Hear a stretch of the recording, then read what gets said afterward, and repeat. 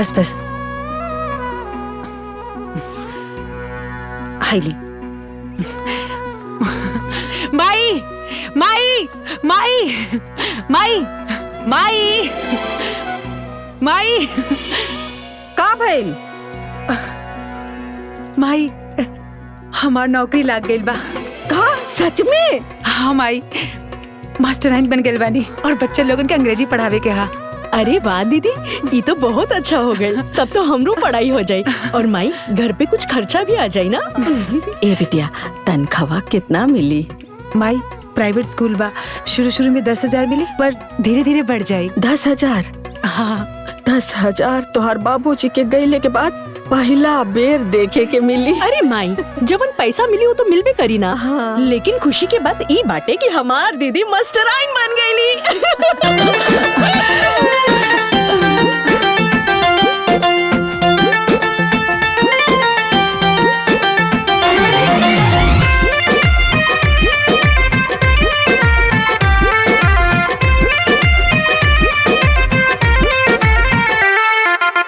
मेहनत के फल मिलल, खुशियन से चेहरा खिलल, सुर भइल गौवा में, घरवा में नौकरी मिलल। हाँ मेहनत के फल मिलल, खुशियन से चेहरा खिलल, सुर भइल गौवा में, घरवा में नौकरी मिलल। टोला मोहल्ला बाटा लड्डू मिठाई,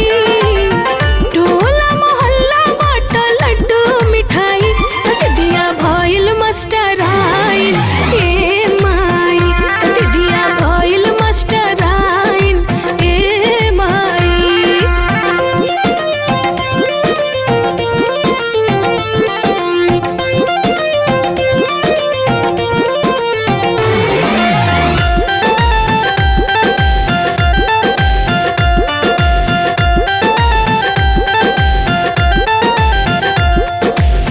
होके तैयार सवेरे ही दीदिया जई है पढ़ावे स्कूलिया में।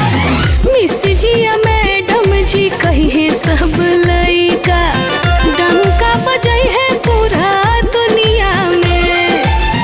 अच्छा से चली अब तो हमरो पढ़ाई, अच्छा से चली अब तो हमरो पढ़ाई। दीदिया भइल मास्टराइन हे माई, दीदिया भइल मास्टराइन हे माई।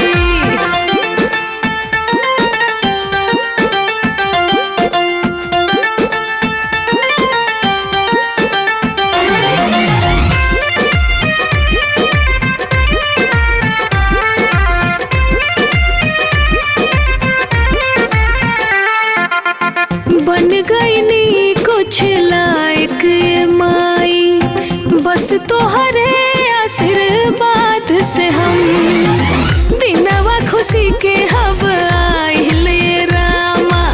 मिट जाई अब सारा गम, रौनक रही अंगना बहार अब छाई, रौनक रही अंगना बहार अब छाई।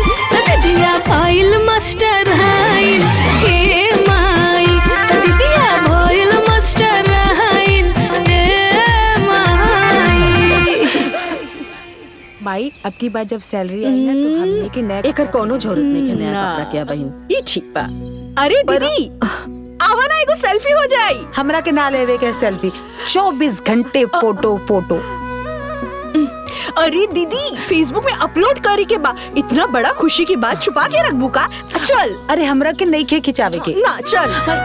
अरे बहिनी जा खिंचाला, अपन बहन के तो जानबे करेलू। जब तक कुछ नया चीज के फोटो खींच के फेसबुक पर ना डाली तब तक एकरा के चैन न मिली। जा जा खिंचाला। ठीक है जा।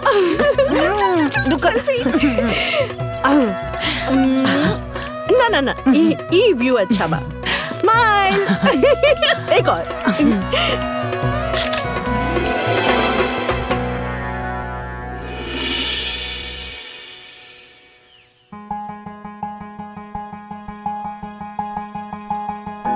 अरे हमार दीदी मास्टराइन बन गईली। माई माई मम्मी मम्मी हाई देखा। का भेल रे? तोरी आदत हमके बहुत खराब लगेला। जब देखो तब चिल्लात रहेले या तो मोबाइल में घुसा रहेले। अरे देखा था सीमा पोस्ट डलले बाड़ी, सुधा दीदी की नौकरी हो गई, वो भी प्राइवेट स्कूल में मास्टराइन हो गई। हम तो बहुत खुश बानी। मास्टराइन नु भाई है, कोनो कलेक्टर तो नहीं की भाई ना। कितना तनख्वाह पाजी है? वो है 10-12 हजार। बस 10-12 हजार ना, इतना तुमकर आवे जाए में खर्चा हो जाई। अरे वो कुछ तो कमाई इनके, लेकिन घर में बैठ के उरील तो ना बनावती या कुछ तो कमाती अनु। तू तो बिल्कुल ना बोली है, बिल्कुल ना बोली है तू। ताना मार लायक बिल्कुल नहीं खू। सुपवा हंसा थसा चलनियो हंसा जकरे 72 को छेद। ए देखी हमार बिटिया के तो कुछ बोलिया मत। वो ऐसा वैसे नौकरी ना करी, कौन जरूरत में एकरा नौकरी करे खातिर? हमार बिटिया नौकरी करी तो सरकारी करी, सरकारी नहीं तो कुछो ना, बुझला? ठीक बा। अरे नाव भाई कितना बार तेरा ऐसा भागवा गिरी। ठीक बा, वो देख ले।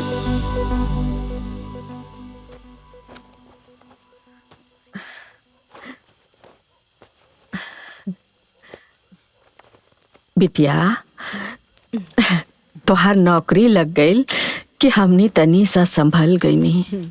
अब बस एक एक करके हमार दोनों बिटिया के बिहा हो जात, बस हमार जीवन सफल हो जात।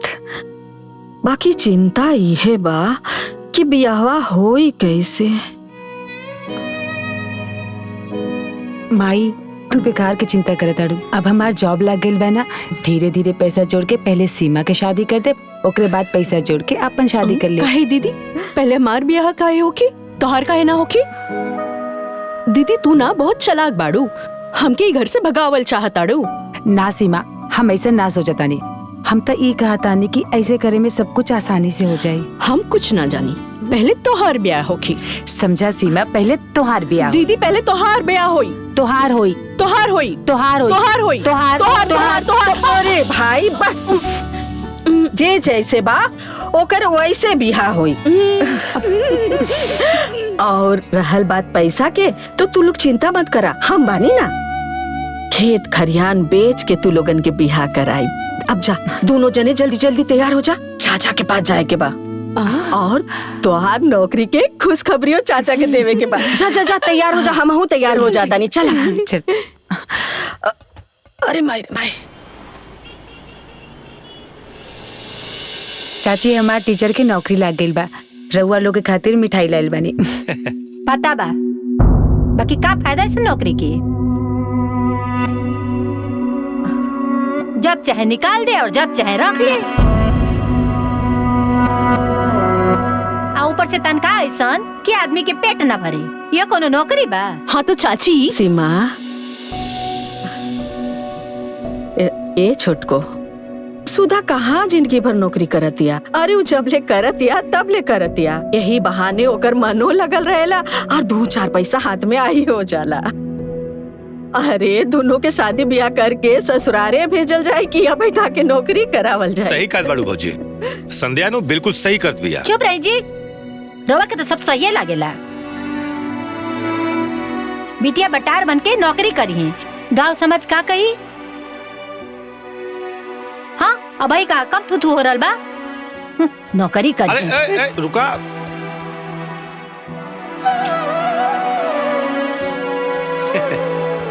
पीली बड़की माई, पानी पीली। भौजी पानी पिया। ए बेटा ला लो ला बिटिया पानी पिया। अरे थोड़ा खाना बेटा। ली माई पीला पानी पीला। ए महाराज, हमार दोनों भतीजी आयल बाड़ी सन। अरे वह फोन रखी, हम शाम के आके मिल ले। हाँ रखे। बबुआ जी। अरे भौजी आई आई आई, बैठी बैठी बैठी बैठी। का कोनो बात बका बताई? बबुआ जी रवा तो देखते बानी, दोनों लड़कियन सियान हो गए बानी। अब वो लोगन के शादी ब्याह कर देवे के चाहिए। हम सोचत रहनी कि सुधा खातिर रवा कोनो घर बर देखी। इस साल सुधा के बियाह हो जाए तो तनी हमार माता के चिंता और ओकरे बाद अगले साल सीमा के हो जात। ठीक है भौजी, तो हम देख के बताओ तनी। अरे का देखत बानी? तारा बस में कुछ बा कि तू देख ले बा? अपने घर में अलवैया और दूसरे के गंदा पूजे। अरे खुद के घर में तो सियान बिटिया बैठल बिया, ओकरा खातिर तो रिश्ता खोजते नहीं खे। चलन हा गाँव भर के ठेका लेवे। छोटको, ई कैसन बात करत तारू? हाँ, ई गांव घर के बात नहीं खे, ई हमनी के घर परिवार के बात बा। और हमनी के परिवार के गार्जियन बबुआ जी बाड़े, तो बबुआ जी शादी ब्याह देखिए ना। अब हम कहाँ खोज जाए शादी ब्याह? एक बात कही दीदी, बुरा मत मनिया। जब गली गली अपन लड़कियन के घुमावे लू तब लाज नहीं खिलागत। और उनकरा खातिर रिश्ता खोजे में लाज लगी तोहरा के? जैसे वो लोग गाँव गाँव घूमे ली, वैसे ही घूम घूम के अपना खातिर रिश्ता भी खोज ली हैं।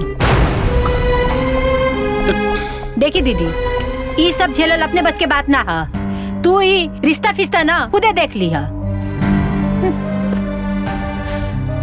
माई चला, देर होता। चला चला भौजी, चला भौजी, चला हम देख के हम कुछ बताओ तो नहीं। चला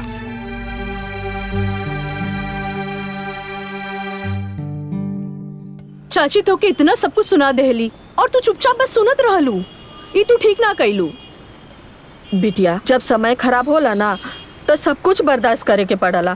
कूलर कपड़ा में दाग ना लगे के चाहिए। तो माई ई बात सबके सोचे के चाहिए। हाँ। हमनी के केहू खर्चा ना चलावे लसन, जब देखा तब सबके सामने हमनी के बेइज्जती कर देनी। अरे तू लोगन के पता बा ना ओकर स्वभाव ऐसन बा, तो का करल जाए? ओकर बात के तू लोग बुरा मत मानल करा, जाए दा ओकरा के। ना माई, जब तक उनकरा के जवाब ना मिली ना वो ऐसे ने बोलत रही। हाँ, वो देखा ऑटो वाला। हाँ। एक पूछा चली कि ना? भैया रामपुर चले क्या? हाँ हाँ बैठ जाइए। बैठे माई, चली माई। बैठ। चलिए भैया।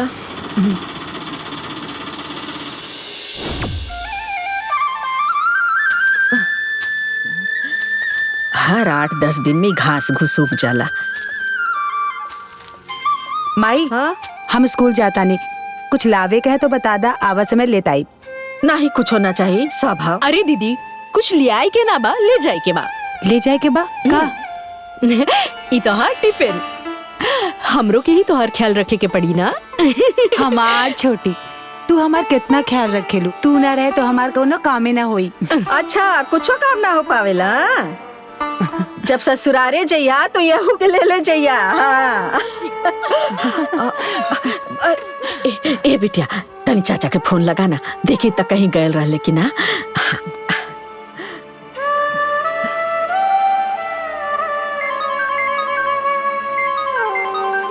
देखा ना, सुधाई फोन करते रही, बुझाता भौजी हमरा से बतियावे चाहते रही। ए जी, फोन रखी। अब रखी देखा, फोन रखी।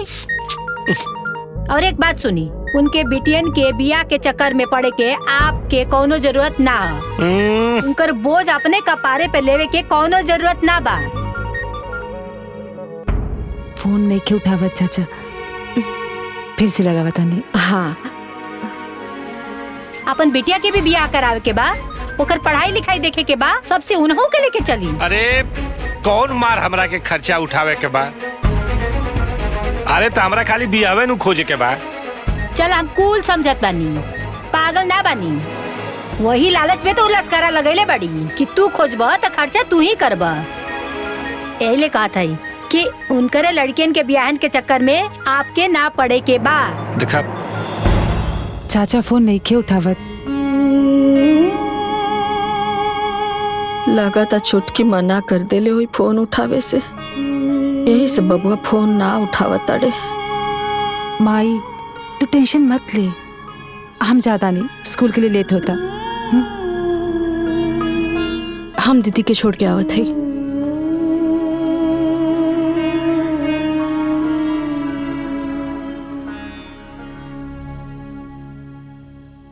सीमा, कल हमरा के स्कूल बहुत जल्दी जाए कहा। कौनो बात ना, हम टिफिन ना टाइम से बना दे। करेला मत बनैया। इहो ठीक बा, खाई। ए बिटिया, तनी मामा के फोन लगा देना, लगा अरे दे। माई, पहले हमनी के खाना तो खा लेवी दा, बाद में बतियावल जाई। अरे लगा देना, खात रहिया लोगन, लगाओ।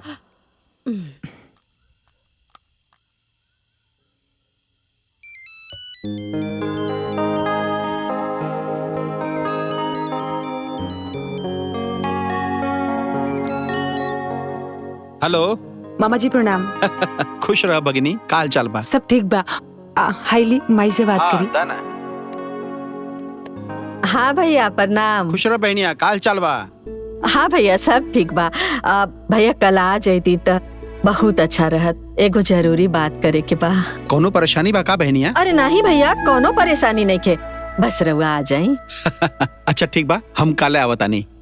ठीक बा भैया, प्रणाम। खुश रह। कल मामा आवत रे। हाँ।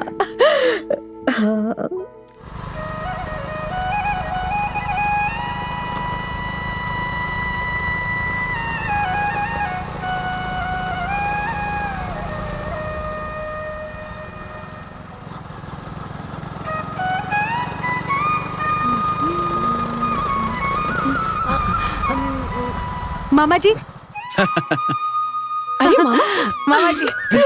मामा जी, मामा जी। अरे नहीं। अरे मामा का पैर छू के नरक भेजेगा बा का? भगनी और ब्राह्मण एक समान होला। चलिए मामा जी चलिए। भैया खुश रह बहनी, खुश रह। आई भैया। हाँ आई। चल। आई भैया, बैठी। और सब ठीक बा। सुन ले ते पढ़ावे जाली मास्टराइन हो गेल बाड़ी। हाँ मामा जी। अच्छा बा, कितना देला कुल? अबे ता 10,000 मिलेला। वाह, बहुत बढ़िया बा। हाँ भैया। भैया जहाँ कुछ ना रहे वहाँ 10,000 भी बहुत दे बा।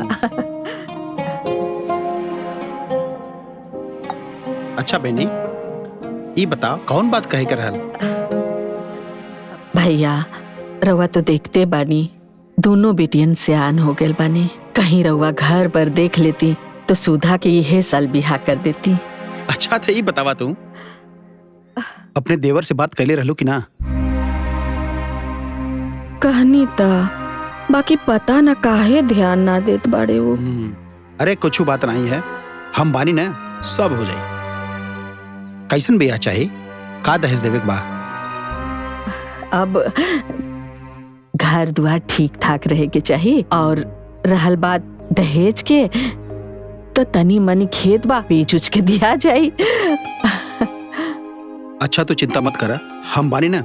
अच्छा हम चलो तानी, हमारे घरे बहुत कुछ काम बा। अरे नहीं, खाना खा के चाहिए। बाकी जो मामा खाना खा के चाहिए बनावा दोनों जने। इतना जल्दी कुल सयान भैली? हाँ भैया। खबरदार, जे बियाह के जिम्मेदारी लेनी था। एगो बात सुन ली, हमरा से बुरा केहू ना होई, बड़का चल्लर है दानी बने। अरे महाराज, बहनोई ना हमें, बहन परेशान ही है। ऐसे में बहने के बियाह खोजले में कौन दिक्कत हो जाई, और वैसे भी तो है कौन परेशानी हो जाई? बा परेशानी उरा ना बुझाई, वो हम समझातानी की का परेशानी है। अरे बियाह खोजबा करईबा तो ओमे खर्चा भी उठावे के पड़ी, बता देतानी। अरे ऐसा कौनो समस्या ना बा। बहन कहले बा कि खेती बाड़ी बेच के बियाह होखी, पैसा के कोनो दिक्कत ना होखी, बस खाली बियाह खोजे के बा। अरे भाई, बहनोई अगर जिंदा होते हैं तो ऐसा कोनो समस्या ना होत। और बहन अकेले औरत होके बियाह कहाँ खोजी? ऐसे में कुछ हमनियों तो सोचे के पड़ी। अच्छा तो तू बड़का ना जिम्मेदार बने के कोशिश मत करा, ठीक बा? उनका देवर बाड़े। अरे देवर ओलाग रहता तब का? कुछ भी हो जाए, लेकिन बीच में रउआ नहीं खे पड़े के त नहीं खे पड़े के। जौने 2 पैसा रखले बानी ना जमा पूंजी, वो खत्म हो जाई। नहीं खे खोजे के तब मतलब नहीं खे खोजे के, बता देतानी। अरे भाई, हमेशा हड़कम मचोले रहलू। जा एक गिलास पानी लेके आवा, जा। पानी लेके आवा तनी। दीदी हाँ एक बात बताई। बोल। माई ने जैसे तेरा ब्याह खातिर पगला ही गइल बाड़ी, पूरा है ना? हाँ, जब देखा तब हर जगह एक के गिरट सबसे लगावले बिया। हमार सुधा की ब्याह देखला, हमार सुधा की ब्याह देखला। है ना? सुनी ना तो तोर खैर नहीं। जब देखा तब तू दोनों के खिसिर खिसिर लगल रहेला। भाई हाँ? हमने के तो ऐसे ही बात करके हंसत रहनी। अरे चाची। हाँ चाचा पीछा। अरे चाची, ये लड्डू मिठाई ये का? अरे हमरे गुड़िया का बियाह तय हो गइल बा ना। आई चाची बैठी। साजो। हाँ वो कहा ना कि छेकैया हो गइल बा गुड़िया के, तो सोचनी है कि बहना पाहुर बांट दे। ये बहनी, जब केहू के बिहाई के बात सुनीला ना हमार करेजा खुशी से गदगद हो जाला। सही कहता नहीं दीदी, केहू को भी बिटिया बहन होके जब बियाह शादी तय हो जाला ना तो खुशी तो होबे करेला। ए दीदी, ई चाची ना माई के रुआवे खातिर आ गेल बाड़ी। आज ना माई के रात भर नींद नहीं बस। शादी के बाद सुनते ही ना माई के नींदे गायब हो जाला। ए दीदी, हाँ सुधा के बियाह कब करता रू? ए बहनी, भैया के तो कहले हैं अब लइकवा मिली तबे ना बिहावा होई।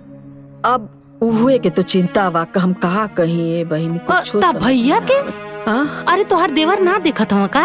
नहीं बहनी, उहो देखत बाड़े। अब जनबे करेलू शादी बियाह के मामला बा, जब ले 2-4 लोगन से ना कहब तबले कैसे होई? हाँ सही कहता रू दीदी। अरे गुड़िया के बियाह खोजे में तो गुड़िया के बाबूजी के चप्पल घिस गईल। आई जान ला कि सैकड़ों जगह देखा ना तब जाके तय भयल। ए दीदी, रउआ कहती ना तो गुड़िया के पापा से कहती सुधा बदे लइका देखे के, काहे से कि उ केतना जगह घूमल आइल गइल बाड़े ना। ए बहनी, कहा ना हमार सुधवा खातिर लइका देखे खातिर। ठीक बा दीदी, कहब हम गुड़िया के पापा से। ठीक बा दीदी, चला तानी बहुत काम बा ना। ठीक बा ठीक बहनी। है दीदी, ठीक है। खुश रहा, खुश रहा। जाता संभल कर जा। चलिए।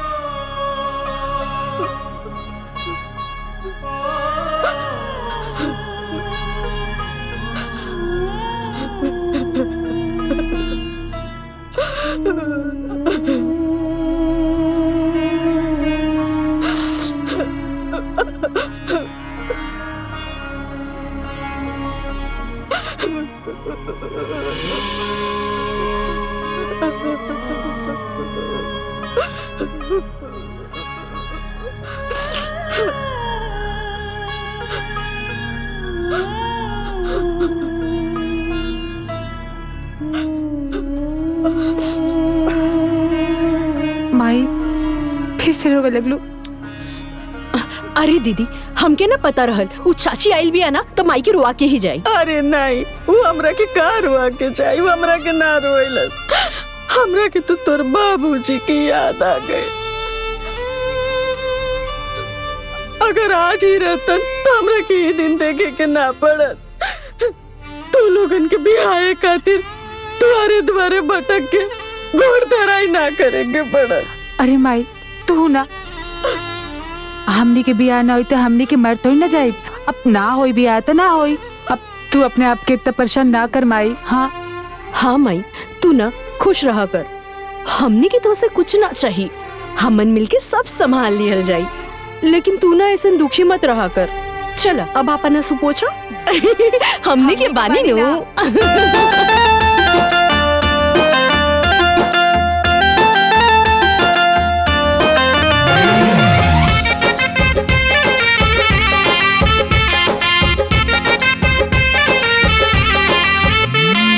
बोझा बुझेलू कमाई हमनी के ही घरी, जहवा लिखल होई शादी उहाँ होखबे नु करी। भगवान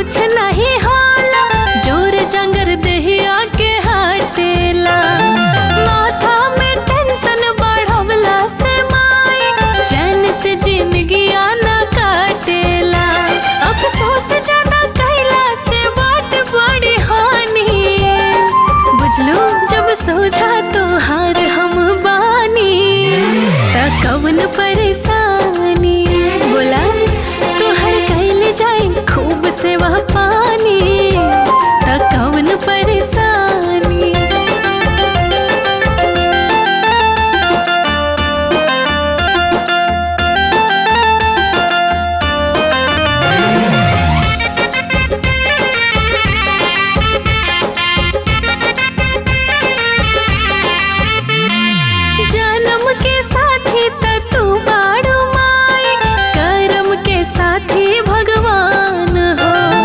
होखे के जवन होई होखवे नुकारी, बतिया के ले तू मान हो।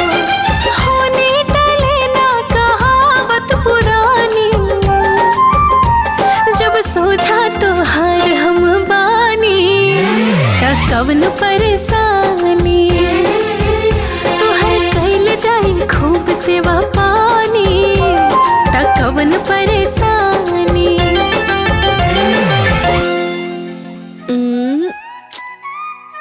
ओहो दीदी, ये नेटवर्क ना बहुत ही बेकार बाटे। सीमा दिखाई नहीं के देत, पेपर बनावतानी, जब देखा तब सेल्फी। सॉरी दीदी।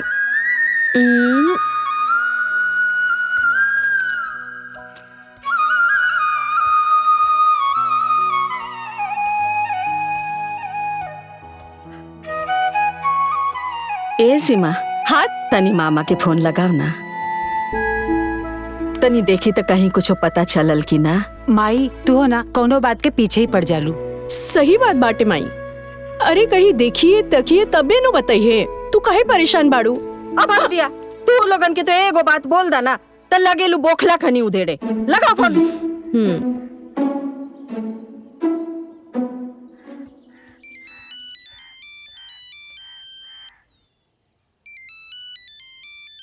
केकर फोन है जी? सिमवा के फोन है। उठाइया मत, कौन जरूरत नहीं के बीच में कुदला के। अरे जरूरी बा कि बियाह के बारे में बात होखे, और भी तो कोनो बात हो सकेला। कुछ भी हो जाए फोन उठे के ना चाहिए, बता देता नहीं। माई मामा फोन नहीं खन उठावत। एक बेरा और लगा दे।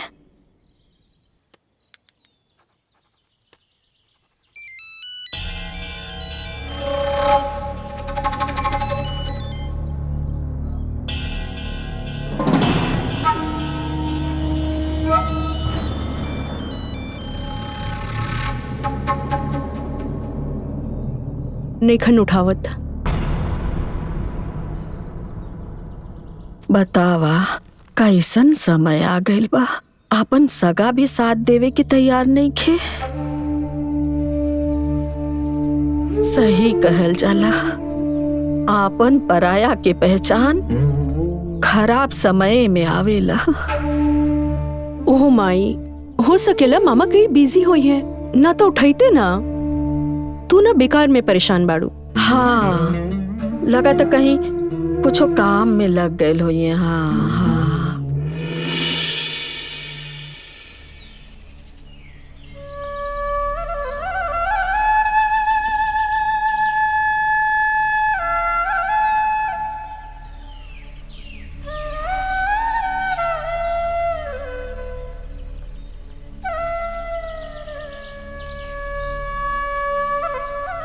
निर्मला, आई ना दीदी, बैठी। आई बैठी। का होता? अरे दीदी का बताई, जान जाई कि जब से गुड़िया के बियाह पड़ल बा ना, पूरा परिवार वही में व्याकुल बाटे। आ जानते बानी कि जब स्टैंडर्ड शादी खोजी तो स्टैंडर्ड तैयारियां तो करे के पड़ी। हाँ बहनी, वो तो करे ही के पड़ी। हाँ। ए बहनी, तनी गुड़िया के बाबूजी से कह दे तू हमार सुधो खातिर एगो लड़का खोज देते। इतना इन्होंने जाने, कहीं कुछ हो तो बताते हैं। बाय दीदी, ई तो उनकर बाएं हाथ के खेल बा, चुटकी में लड़का खोद दी है। रुकी बुलाओ तनी। हाँ। ए गुड़िया के पापा। हाँ का है बोला? अरे तनी सुनी ता। अरे बोला बाजारे जात है। अरे पहले है जे आई सुनी। अरे भाभी जी प्रणाम। हाँ, खुश रहा। देखी ना दीदी बड़ा परेशान बाड़ी, इनके लड़किया के लड़का खोजे खातिर, तन देख ली ना कहीं। हाँ बबुआ, हमार बेटियों के उद्धार लगा देता तू। अरे भाऊजी, रउआ राज क्यों चिंता मत करी, लड़का तो हम ऐसे चुटकी बजाए के जेब हम लेके घूमत रही थे। का है ना, बहुत लड़कियां देखे गेल रहनी अपने गुड़िया खातिर, ओहमे से बहुत रिश्तवा काट देले बानी, ओहमे से कौन कौन सेट कर दे। ओ भाऊजी, ओ सुधा के बिया अपने देवर जोखन से ना कालू का? कहले तो रहनी बबुआ, बाकी पटीदार के मामला बा, रवा तो जानते बानी। जाए दी घर परिवार के बात बा कहा बताई। अब बिटिया के बिहा के बात बा 2-4 लोगन से बोले के पड़ी तबे तो रिश्ता मिली।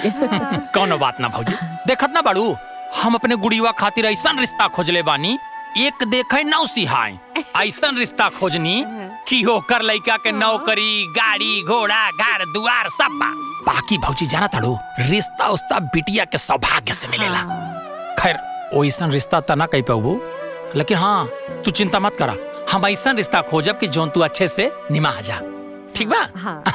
चिंता मत करा। अच्छा चलत बनी जाई तनको चिंता मत करब, यहाँ का बानी ना। चली ठीक बा, प्रणाम। खुश रह ठीक बा। ए गुड़िया के माई तनी गमछौदा हमका बाजारे जाके बा। ये जाई ले ली है जो खुटिया पर टांगल बा। देखा तानी के इतना काम बाटे तौने पर।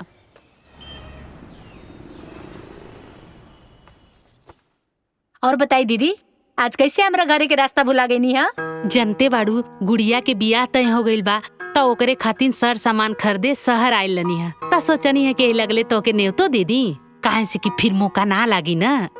हईला न्योता कुल परानी के आवे के बाद, ठीक ना? अइहा जरूर भुलैया माँ। हाँ हाँ दीदी जरूर आवल जाई, सब जने आवल जाई। हाँ केहू दिखात नहीं खे? दीदी ई त ड्यूटी पे गइल बड़े और हमार रानी बेटिया कॉलेज, इस समय तो हम घरे अकेले रही। अच्छा ये बतावा तू लोग अपने जेठानी की मदद ना करेलू का? कहे दीदी ऐसा कहे कहत बड़ू, कुछ सुने के मिला ना का? जाए दे तू का कहीं बहिनी, तुहार जेठानी घूम घूम के तू लोग के मांस बेचतारी, तू लोग के खूब बुराई करतारी।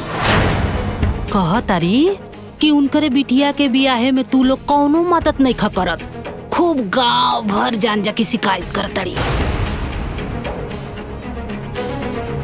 अच्छा ई बात बा।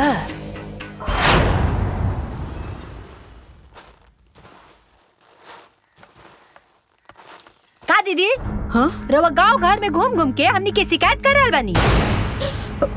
नहीं छोटको, हम केहू से कुछो शिकायत ना कइनी है। हमनी के सुननी है कि रवा गांव घर में घूम घूम के ई कर रहल बानी, हमार देवर हमार लड़की के बियाह खातिर लड़का नेखन खोजत। अरे रउआ से जब अपन बिटियन के बियाह नहीं के हो तो हमनी के तो शिकायत बनावता नहीं। हाँ काय हमनी के बेइज्जत करता दी? छोटको हम केहू से कुछो ना कहनी है, हम तो बस अपन सुधा के बिहाई खातिर 1-2 लोगन से लड़का खोजे खातिर कहले रहनी है। कहलू अरे चाची अगर कह देलू तो एमे का गलत बा? हाँ ये शिकायत हो गई का?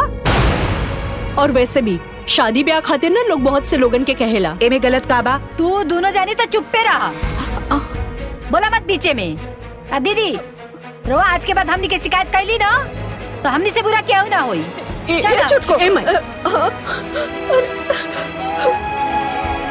कोनो बात ना माई। बैठ जाओ बैठ जाओ, बैठ दीदी।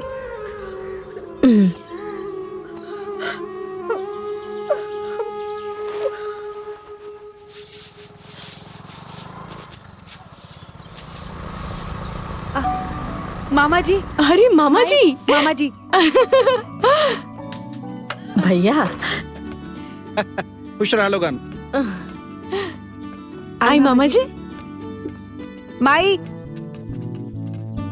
माई मामा आ गइलन। गोड़ लगता नहीं भैया। ए बुची जा मामा खातिर हाँ, पानी लिया वा। भैया कहीं लइकवा देखला तकला? हाँ बहनिया, बड़ी मेहनत से एक जगह बात बनल बा। हाँ। बियाह बहुत बढ़िया बा। घर द्वार खेती बाड़ी सब एक नंबर है। अच्छा यहाँ तक कि घर में नौकर चाकर सब बा। सुधा बिटिया राज करी राज। लइकवा का करला? लइकवा भी सरकारी नौकरी में बा। मामा जी लइका सरकारी नौकरी में बा, इतना सब कुछ बढ़िया बात, तो दहेज भी वो लोग ज्यादा मांगिए ना? ना दहेज कुछ ना मांगी है, हम बात कर ले बानी। उ का है कि लइकवा के तनी फालिज के शिकायत बा, तो पैरवा से चल ना पावेला, व्हील चेयर से चलेला। हम साफा कह दली भाई देखा हमार लड़की एकदम पढ़ल लिखल स्मार्ट बिया। अच्छी लड़की देत बाड़ी तो दहेज बिल्कुल ना देब। और वो लोग मान गई ना।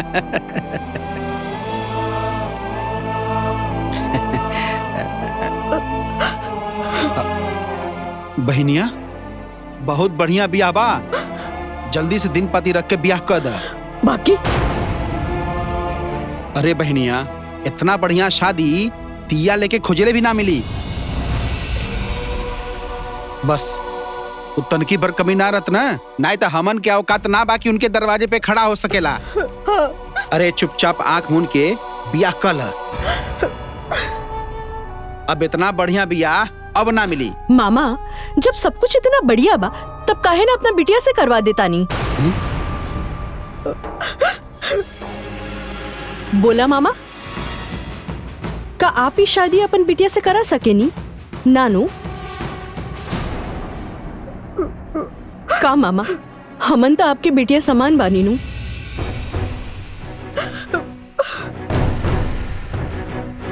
एगो अपाइज से बिया आप कैसे सोच सके नी मामा? रहुआ के तन को भी संकोच नहीं खिला गई। सीमा, का दीदी? मामा जी कम से कम कोशिश तो करी ना हमरा खातिर लड़का खोजे में। देखी भैया, हम मजबूर बानी, एकरा मतलब ही ना कि हम अपन दोनों बेटी के कुआं में ढकेल दे। एगो लड़की के बियाह एगो लड़का के साथे होला, धन दौलत के साथे ना। जाई वो लोगन के बोल दी हम अपन बेटी के बियाह करे खातिर तैयार नहीं की। जाई बोल दे। हाँ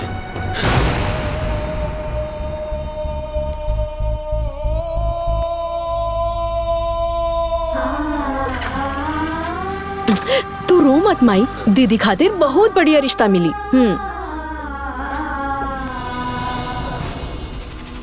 हमरा इतना मना कैला के बाद भी समझ में ना आइल। चल गईला बहन के दहिनवार बने खातिर, करा लिहला बियाह। अरे शांति मिल गई तोहरा के। अरे भाई जब ना पसंद आयल तो हम का करी? बात खत्म। अरे कैसे बात खत्म? ओ लोग के इतना मजाल त थोड़ा कमी का निकल गई त राउर बाल नोच ली लोग। और कमिए का रहल है, लइका थोड़ा पाहिजे न रहल है, कर ना सकत रहली है बियाह। अरे उनकरा खातिर का बड़का राजकुमार आई, झोली में दाना न खा ले बाबू खाना, देबे लेबे को कुछ है नहीं खे, और रजवाड़ा परिवार खोजा तारी। एगो बात सुन ली, आज के बाद उनकरा बीच में पड़ला के रुआ जरूरत नहीं खे। अरे हम झांके ना जाई, बात कल तो बहुत दूर। तब मत जाई, कर अपना बेटी के बियाह कोनो राजकुमार से खोज के, कोनो जरूरत नहीं खे रुआ केला के, बता देता नहीं।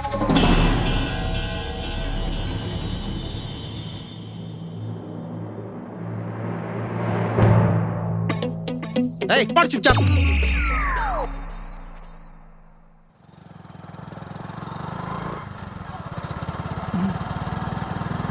ओ देख दीदी, अगर आज चाचा भी माई के चाचे की तरह ताने मरी है ना, तब इनकर खैर नहीं खे। हमसे बुरा क्यों ना होई, पूरा जवाब सुनकर ही जाई हैं। भौजी कहाँ बाड़ी? भीतर।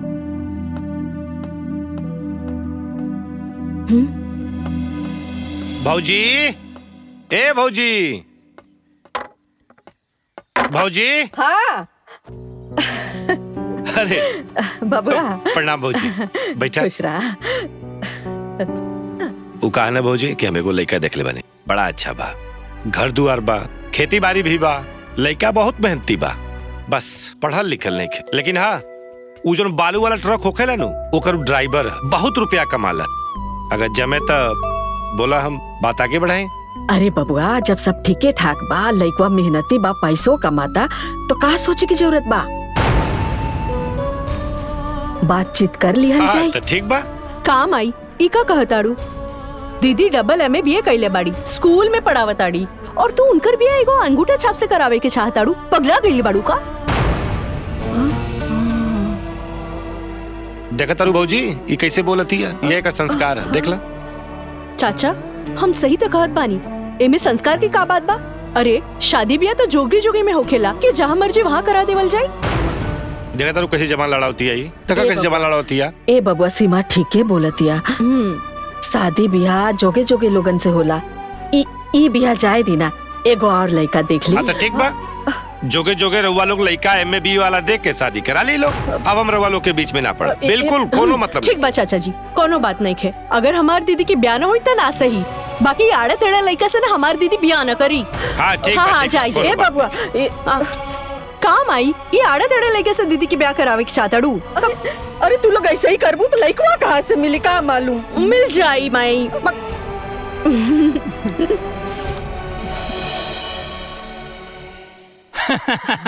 भाऊजी रिश्ता तो बहुत बढ़िया रहल, लेकिन जौन बा तैयार नहीं खे होत रहले। लेकिन जब बिटिया लोग के तारीफ कैनी त चट से तैयार हो गए। माई हमर ब्याह करावे के नेता पूरा गांव में बटले बाड़ू का। अब अग दिया चुप रहो। हाँ भैया तो बताइए। जाना ताड़ू भौजी रिश्ता तो बड़ा संजोग से मिल गइल बा, एक नंबर के शादी बा। और जाना ताड़ू घर दुआर गाड़ी घोड़ा मकान गोरू चौवा सब एकदम भरल बा। यहाँ तक कि जान ल 2 बीघा लीची और आम के बाग बा। बिटिया बड़ी खुशी से रही है। भैया हमरा के मालूम रहे रवा खोजम ना तो अच्छे घर में रिश्ता खोजम। बाकी भौजी तनिक सा खोट बा का यही कि लइकवा तू ब्याह बा। 2 ठोकरे बिटिया बाटिन, बाकी तू चिंता मत करा।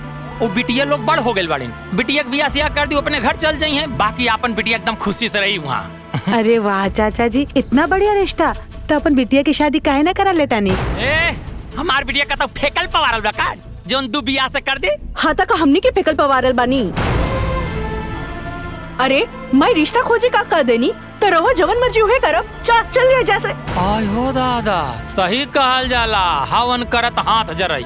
एक तो हम धूपे धूपे साइकिल लेके टक टक दुआरे दुआरे लइका देखत हई, ऊपर साइकिल कर सबके बनर घुड़की सुनी।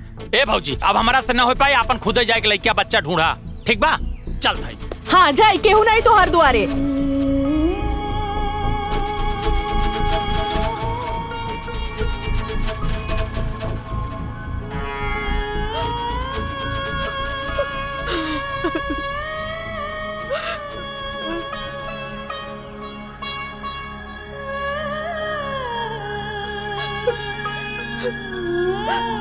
रवा हमरा के दूधू बेटी के साथ बीच मझधार में छोड़ के चल गए ने। अब हम क्या करें, कैसे दोनों के घर परिवार बसाए।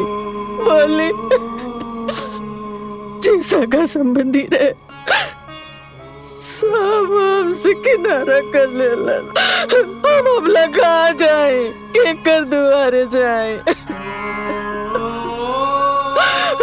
कैसे रिश्ता खोजी। जकरा से उम्मीद रहे वो लोग हमार मजबूरी के मजाक बना देले बा।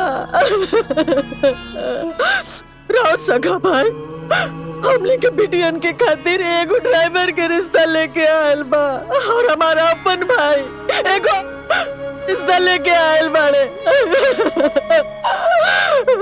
अब रहुए बताई हम क्या करें, कैसे अपन बेटियन खातिर रिश्ता खोजी, कैसे लोगन के घर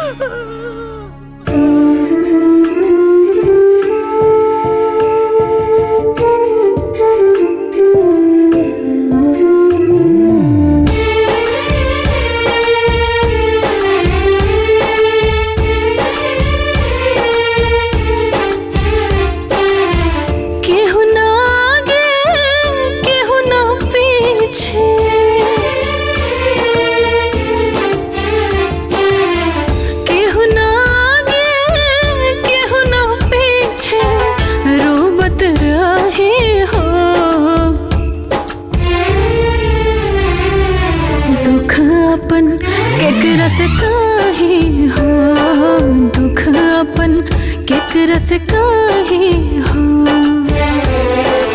दुख अपन के रस काहे हो, दुख अपन के रस काहे हो।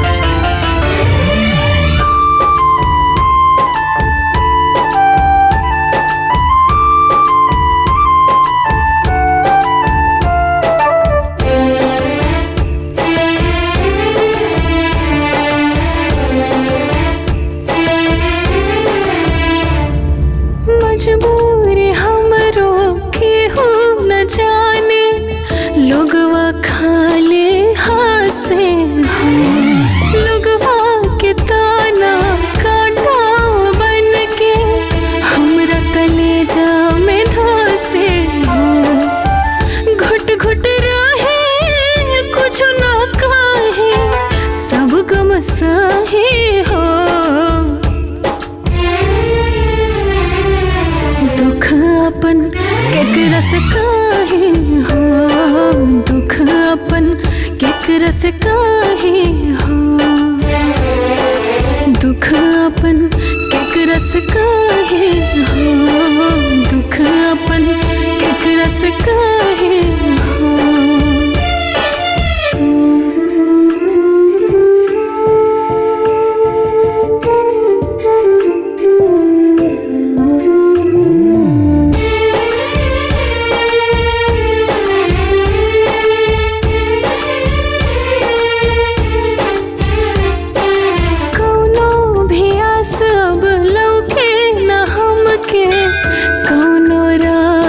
सूझे हो हे भगवान जी रउआ सिवाता दुखवा के हो न पूछे हो केहू ना अपन लौके हमरो कौनो ठाहे हो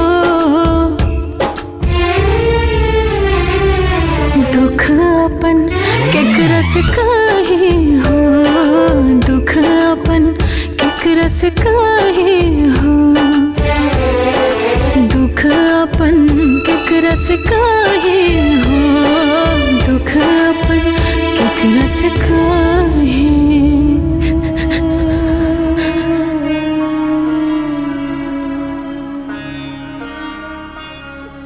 बस कर माई, अब कितना रोबे?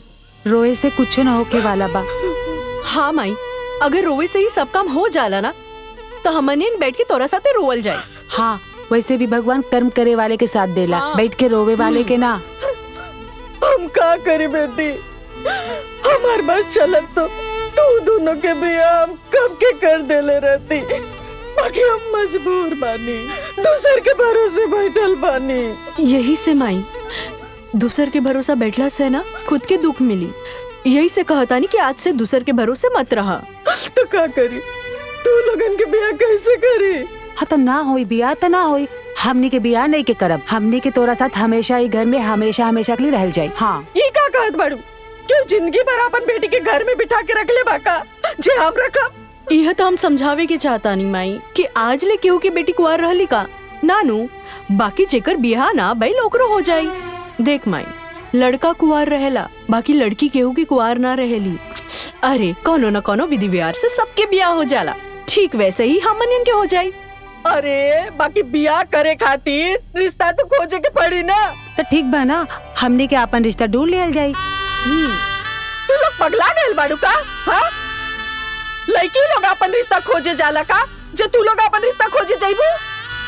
अच्छा तो ठीक बा माई, आज ले केहू लड़की अपन रिश्ता खुद खोजे ना गईली, लेकिन हम दोनों एक दूसरे के रिश्ता खोज सकेनी ना।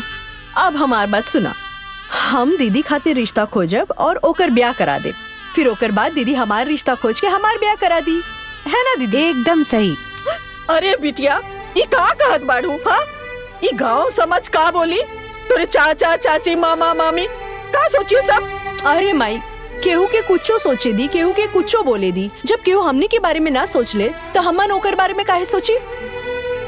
और माई, अब तोहरा के ना चिंता करे के बिल्कुल जरूरत नहीं के, हमनी के ऊपर सब छोड़ दे, हमनी के सब संभाल ले। हाँ। अब रोल बंद कर। हाँ। अब ठीक बा, तू लोगन के जोन करे के बा करा।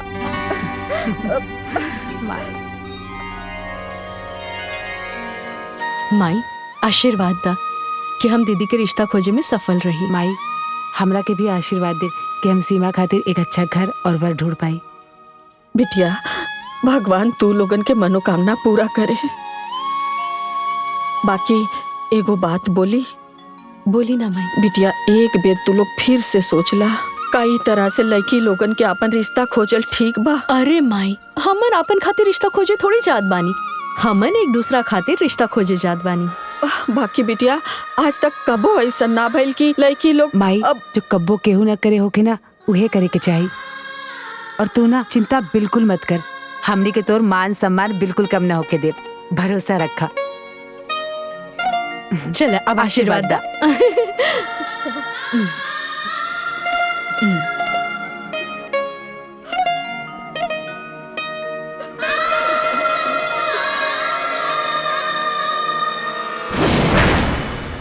का हो बिटिया, तोहरा घरे में कोनो आदमी नहीं खे लड़की होई के बियाह खोजे आयल बाटू? देखिए भैया, हमनी के घर में सिर्फ 3 लोग बाटे, एगो माई, बहन और हम। और हमार बाबूजी तो बचपन में ही हमनी के छोड़ के चल गए। तो रवे बताई कि ब्याह के खोजी। हाँ बात तो सही बाटे, बाकी का भाऊजी? ई है कि आज तक इतिहास में कबो ऐसा ना भइल रहे। अब होई ना बाबूजी, काहे कि मजबूरी ही इतिहास बनावेला। बाकी ई समाज स्वीकार ना करी और हम भी ऐसा रिश्ता ना कर सकीला। बाकी कोनो बात ना बाबूजी, हम दूसरा रिश्ता देख ले।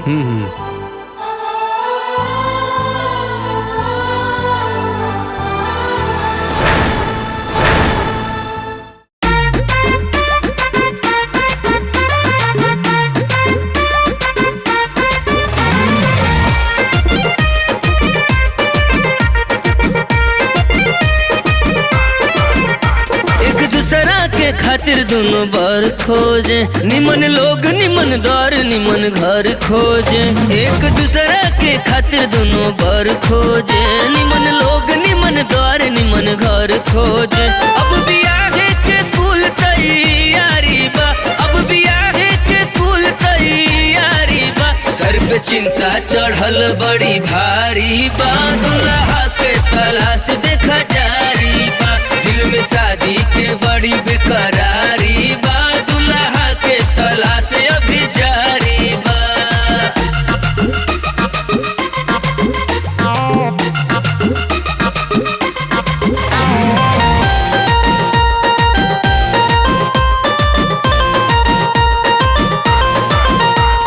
लइका बियाहे के जोग चाही सोच के, एने ओने दौरे दौरे जाली हो।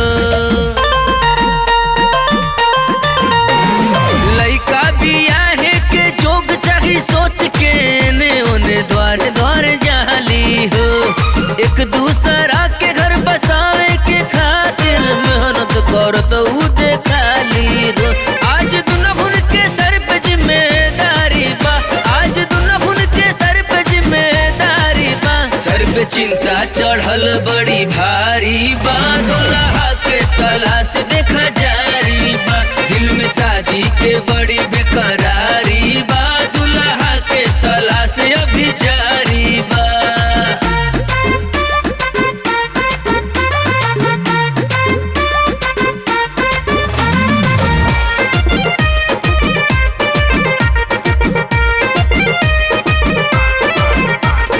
एक दूसरा के दोनों खोज खुशहाली होके के चाही बहिन ऐसान। एक दूसरा के दोनों खोज खुशहाली होके के चाही बहिन ऐसन। अरे अपन अपन फर्ज देखा दोनों निभावे, एगो अभिभावक के जैसन। दिल में दुनहुन के प्यार बड़ा भारी बा, दिल में दुनहुन के प्यार बड़ा भारी बा। सर पे चिंता चढ़ल बड़ी भारी बा, दुल्हा के तलाश देखा जारी बा। दिल में शादी के बड़ी बेकरारी बा, दुल्हा के तलाश अभी जारी बा। देखी बाबूजी, आप जवन जवन कहत बानी हम उ सब देवे खातिर तैयार बानी। बस एक बार आप हाँ कर दी। अरे जब तू कुल मांग हमार मानिए ले बाड़ू तो हमरे तरफ से हाँ समझा। बस लड़का हमरा लड़की के देख के हाँ कह दे तो समझा ये बियाह पक्का। ठीक बा बाबूजी।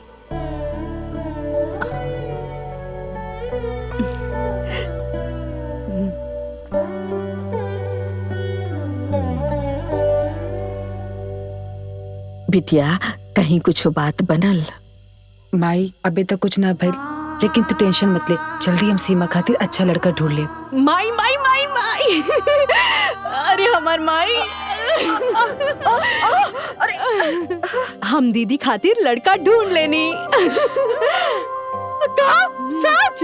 हाँ, घर परिवार सब कुछ बहुत बढ़िया बा और सबसे बड़ी खुशी की बात कि लड़का मास्टर बाटे, वो सरकारी। हे भगवान, तोहर बहुत कृपा बा। सच कहला लोग, भगवान के घरे देर बा अंधेर ना। दीदी ये देखा लड़का का फोटो। अब तोहरा के पसंद बाता, हमरा के भी पसंद था। माई ये देखना। अरे वाह, लड़का तो बड़ा नीमन बा है ना। हाँ माई, अब तोहरा के ना जल्दी तैयारी करे के बा, कल लड़की दिखाई लोग। अच्छा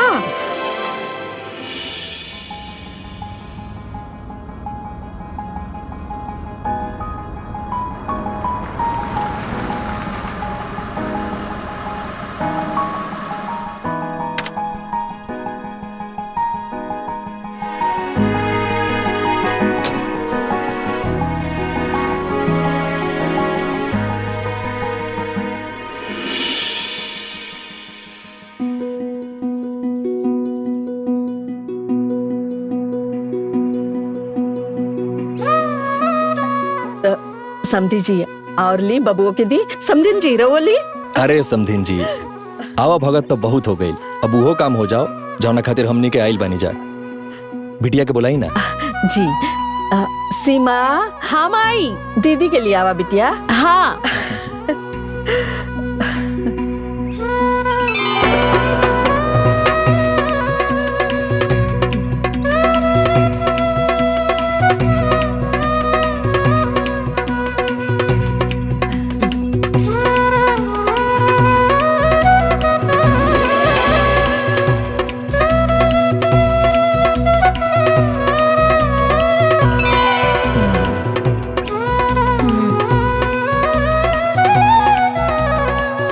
हमार दोनों बेटी में रंग रूप गुण मान सम्मान में कोनो कमी नहीं खे। बस तनी सा पैसा से हाथ तंगी बा, यही से बड़की बिटिया के नौकरी करे भेज देनी। तम्मे का बुराई बा, पढ़त लिखत बाड़ी, पढ़ावत बानी, सम्मान के नौकरी बा और ही अच्छा बा।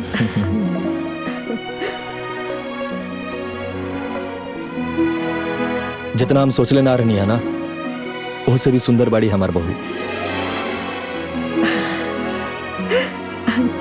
हम शादी खातिर तैयार बनी।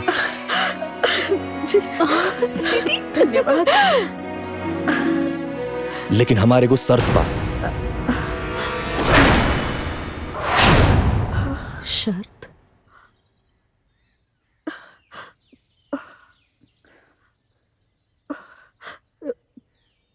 कैसन शर्त? हम बिना दहेज के शादी करब।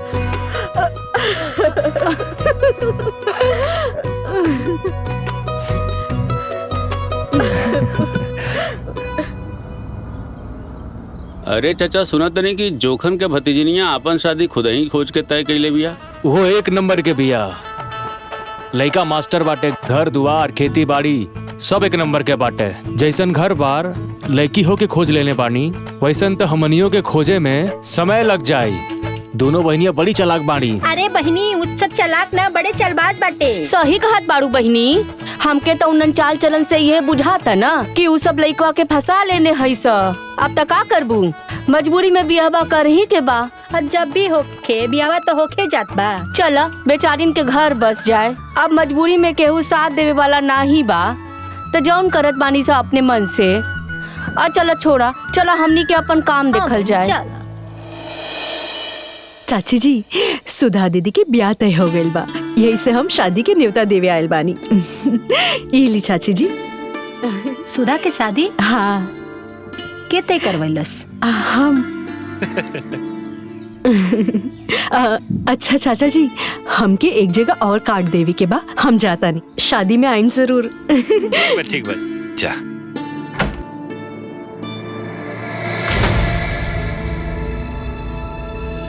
मामा और मामी, रोवा लोग के पूरा परिवार के साथ में आए के बा।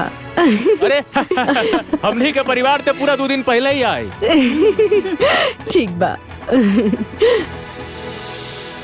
चाचा जी, हमार बहन सुधा के रिश्ता तय हो गइल बा। अरे वाह। और ई रहल शादी के न्योता। चाची, चाचा, पूरा परिवार के साथ में आए के बा। हाँ ठीक बा बबनी, आल जाई। ठीक बा।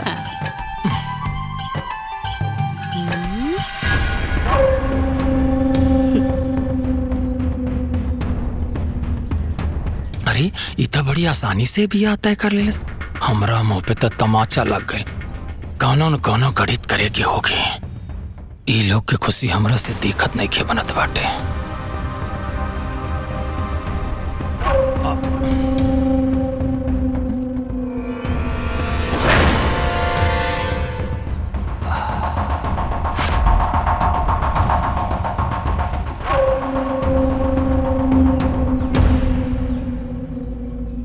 सब कुछ तो हो गई, ब्याह तो करही के ना पड़ी। बात तो बहुत आगे बढ़ गई बा। शादी के कार्ड वगैरह सब बटा गई बा, न्योता हकारी भी सब बटा गई बा। सबके शादी के बारे में पता भी बा। हमनी के बहुत बड़ा बदनामी हो जाई। अहे महाराज जी, जीवन भर जलालत झेले से अच्छा बा कि एक बार के बदनामी ठीक बा। बाप रे बाप, ऐसन बिटिया बिटार आज ले हम ना देखनी। बतावा, उठते ही भेंसारे जे कां कां करे लागे, ऐसन होला का? भैया मनई त छोड़ा, उड़त चिड़ई से उ झगड़ा करेली। अब का बताई, देखा बिटिया बिटार हन के बारे में कुछ कहा के ना चाहिए, लेकिन यही जान ला कि पूरे गांव के लौंडन के साथे बैठ के घूमेली। महाचरित्रहीन बाड़ी का? हाँ, अरे बतावा, गांव के लौंडन के साथे मुंह बांध के बाजार में जाई के जे गुलछर्रा उड़ावत होई, समोसा टिकिया खात होई, वो कितनी बढ़िया लड़की होई भैया। हाँ महाराज, देखा हम यही कहा कि आप गांव देश के सामाजिक और प्रतिष्ठित व्यक्ति बाड़ा। अब आप ही विचार करी कि वो चरित्रहीन घरे में लाओ ठीक बा कि आगे जैसे सोची समझे। चलत है, प्रणाम।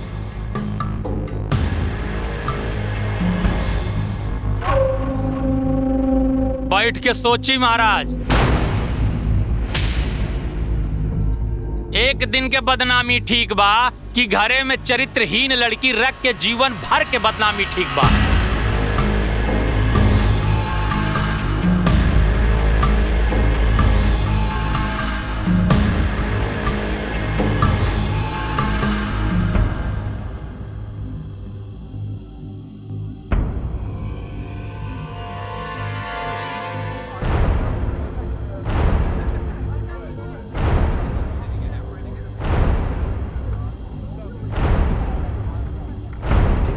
बतावा, 10 बज गए बा, बेले बारात नहीं खे आइल बा। में भी तो ध्यान से रखिए, ठीक? अरे दूर के बा लोग, आवत होई लोग ना, आवता होई लोग, तई टाइम लगता है। देख लिया। अरे रउआ देख के मिठाई लगवा ली ना महाराज। हाँ, आवत होई लोग। हाँ तो जा अंदर मिठाइया सेट करा ला। हम हो हाँ हाँ, देख ला, यो थथला जी बतिया उतारन। ए सीमा। हाँ चाचा। अरे वो अभी बारात ना आइल, कोनो बातचीत भइल का? ना चाचा, बात तो ना भइल। हो सकेला नाचे गावे में लेट होत होई। रवो परेशान जिन होई, जाए अपन व्यवस्था जारी रखी। अरे हमनी के सब व्यवस्था ठीक ठाक बा, बस बारात आइला में देरी बा। हाँ जाई चाचा जी, ठीक बा, जाई। हाँ एक और। कहो भैया, ई बेला हो गइल बा, बरतिया और रतिया आई कि ना? पता ना भैया, हमरा के का पता, शायद कुछ दाल में काला होखे।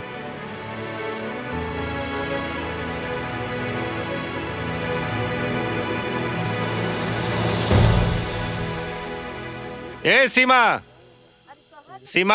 हाँ चाचा जी। बेटा यार, तो का भाई चाचा जी? ते देता लोग का नंबर देता, लगा के पूछी बारात लेके आवत हो लोग कि मजाक करते हो?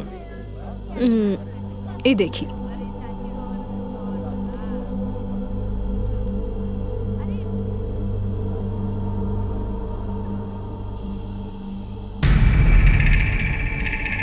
हाँ, हम सीमा के चाचा जोखन बोलता नहीं। प्रणाम। प्रणाम प्रणाम।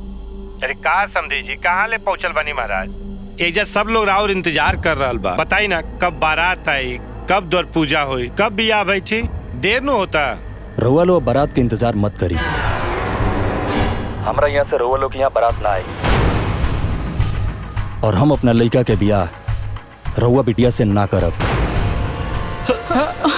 चाचा जी, आप एका कहता नहीं, यहाँ सब कुछ तैयारी हो चुकल बा चाचा। ऐसा मत करी चाचा जी, न तो हमने कहीं मुंह दिखावे लायक ना बची। ठीक बा, रखा तानी। हे भगवान,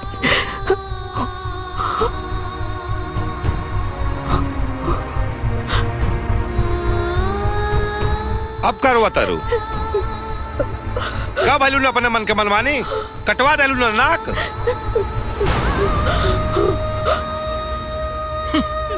मुंह पे करखा पतवा ले लू ना।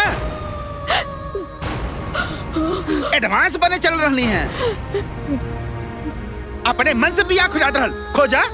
इतिहास लिखत रहनी है, लिखा इतिहास।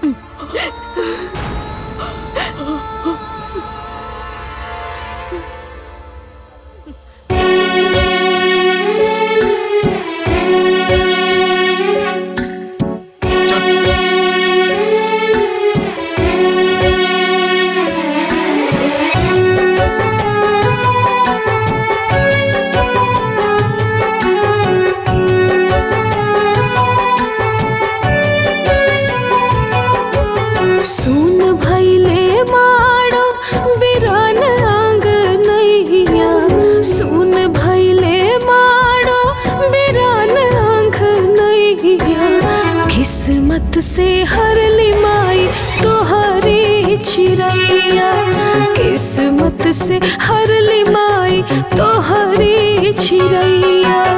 काहे भगवान भइल इतना निर्दयिया, किस्मत से हर लिमाई तोहरी चिरैया, किस्मत से हर लिमाई तोहरी चिरैया।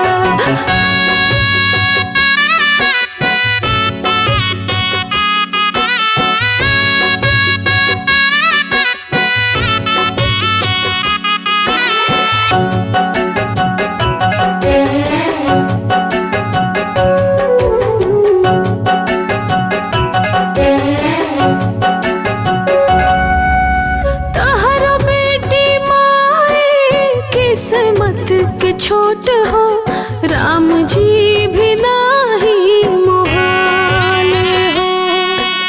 मारे लताना सगरो जमाना, सब कुछ देख रह जाले हो। के होई जिंदगी के नाव के खेवैया, किस्मत से हर लिमाई तोहरी चिरैया, किस्मत से हर लिमाई तोहरी चिरैया।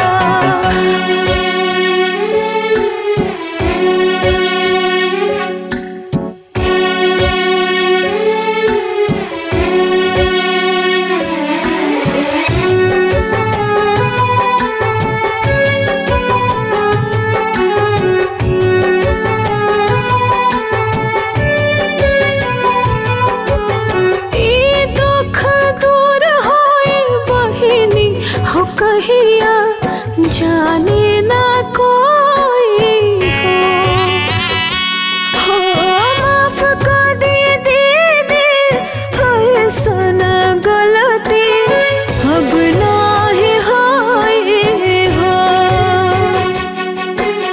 दीदी हो हमने के किस्मत मुदैया,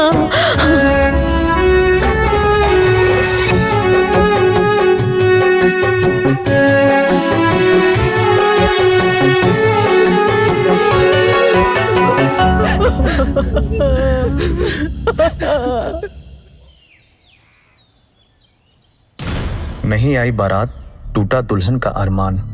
गरीबी फिर एक बार किसी लड़की की दुल्हन बनने का सपना किया तार तार। लड़की हुई निराश। यह घटना सोनभद्र जिले की हाथी नाला गांव की है। गांव के एक बिन बाप की लड़की सुधा की कल रात बारात आने वाली थी। पूरी रात दुल्हन सुधा और उसके परिवार बारात के इंतजार करते रह गए। रात बीत गई पर बारात नहीं आई। लड़की और लड़की के परिवार वालों की जगहसाई हुई।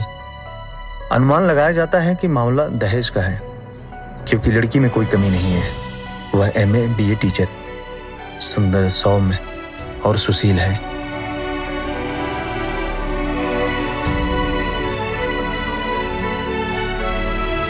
इतना सुंदर और सुशील लड़की के साथ ऐसा दुर्व्यवहार और वो दहेज खाती तिरस्कार। जे फोटो में इतना सुंदर बा, उस सामने से कैसे न होकी। एकरा बदे तो मिल ही के होकी। आपका एजुकेशन तो बहुत अच्छा है, कहीं अच्छी जगह अप्लाई कीजिए ना। हाँ, 1-2 जगह ट्राई किया है, बट अब माँ यहाँ अकेले रहती है घर पर, हम 2 बहनें हैं, इस वजह से ज्वाइन नहीं कर पाए। देखते हैं, करेंगे। नहीं, फिर भी आप अपना करियर देखिए। हाँ वो तो है। और आपके घर में? हेलो सुधा जी।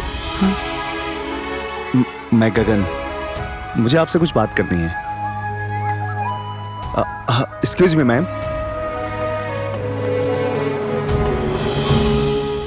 लेकिन मुझे आपसे कोई बात नहीं करनी। मैं आपको जानती तक नहीं, फिर मैं आपसे क्यों बात करूं? लेकिन मैं आपको जानता हूं और इसलिए मुझे आपसे बात करना है। क्या जानते हैं आप? कौन हूं मैं?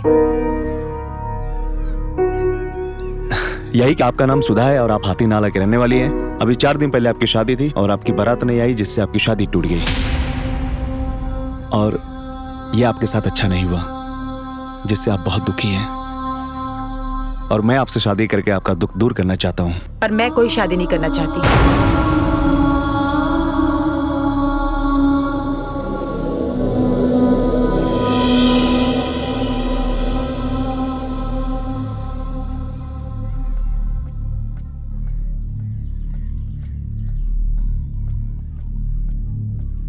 आपने मेरी बात का जवाब नहीं दिया।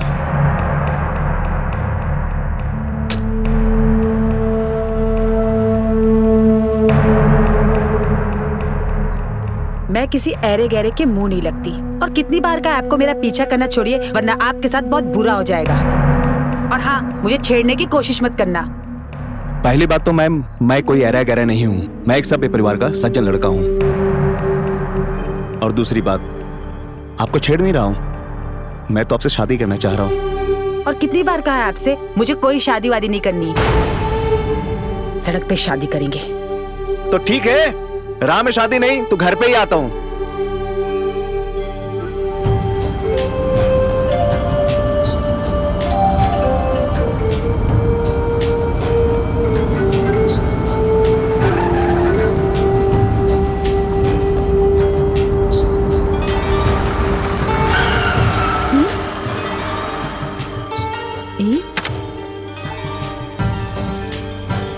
क्या है दीदी?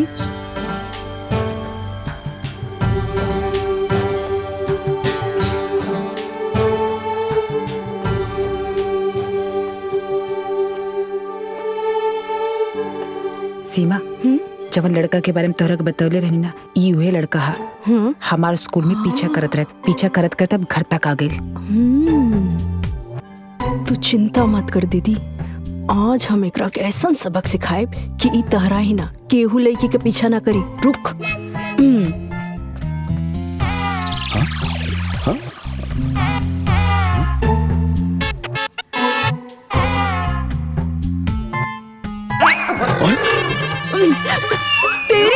अरे रउआ रुकी ना, ये का करत बानी? तोहार इतनी हिम्मत, तू हमार बहन का पीछा करत बाड़ा? हाँ? तू हमन के ऐरा गहरा समझ ले बाड़ा का? आज तोरा के पता चली कि हमन कौन धन के हो रहा होखी। अरे रउआ का करत बानी? पहले हमारी बात तो सुनी। का सुनी? बोला। देखी, हमार नाम गगन बा, हम एक इंजीनियर बानी। हम बहुत सभ्य परिवार के लड़का बानी। हमार बाबूजी ना अध्यापक बाड़े। राउर दीदी के बारे में ब्याह टूटला के अखबार में पढ़ले रहनी। बड़ा दुख भइल। हम राउर दीदी से ब्याह कल चाहता नहीं। हम बाबूजी से बात कर ले बानी। अच्छा तो ठीक बा, हम तोरा घर चलब और हम खुद बात करब। हाँ, आई चली ना। अरे सीमा, पागल हो गई बाड़ू का? एक अनजान आदमी के साथ कहाँ जात बाड़ू? अरे दीदी तू घबरा जिन, हमके हमार रक्षा करे आवेला। चली, रुक जा, हम आवत हैं। हाँ चली ना, बैठी। हाँ।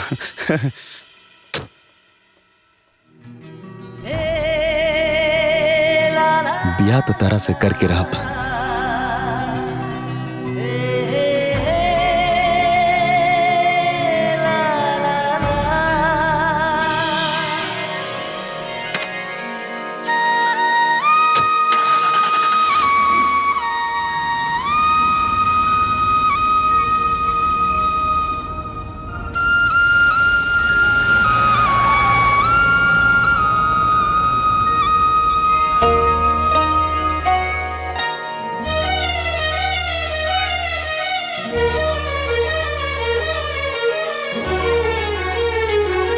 बबुआ जी दोनों लड़कियन सियान हो गए बानी। कहीं रहुआ घर पर देख लेती तो सुधा के यह साल बिहा कर देती। अरे भैया हमरा के मालूम रहे रहुआ खोजब ना तो अच्छे घर में रिश्ता खोजब। दहेज कुछ ना मगी है, वो का है कि लइकवा के तनी फालिज के शिकायत बा। लेकिन हाँ वो जो बालू वाला ट्रक होला नु वो करू ड्राइवर बहुत रुपया कमाल। बाकी भाऊजी तनिक सा खोट बा का यही कि लइकवा तू बियाह बा। अब का बताई, देखा बिटिया बिटा रहन के बारे में कुछ कहा के ना चाहिए, लेकिन यही जान ला कि पूरे गांव के लौंडन के साथे बैठ के घूमेली, महाचरित्रहीन बाड़ी।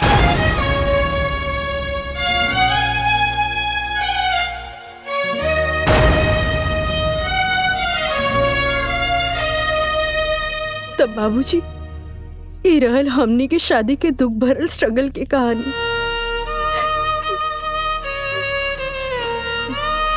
तू चिंता मत कर बेटा, समझ ल कि आज से तारा दुख के दिन समाप्त हो गई। तारा बहन से हमरा बेटा के ब्याह हुई। तो ठीक बा बाबूजी, तो कल हम अपना मायके लेके आ जाए। ना बेटा ओकर जरूरत नहीं है, हमनी के खुद मिले आ जाए जा। बेटी आज से पहले जब तार माई घर से बाहर ना निकल ली तो फिर काहे आई है? अरे अब हमनी के मिल गई नीनू। ठीक बा माँ जी, अब हम जात बानी, न तो माई दीदी ना परेशान हो जाए। बेटा इनके के बढ़िया से घरे ले जाके पहुंचा दो। जी बाबूजी। चला चला।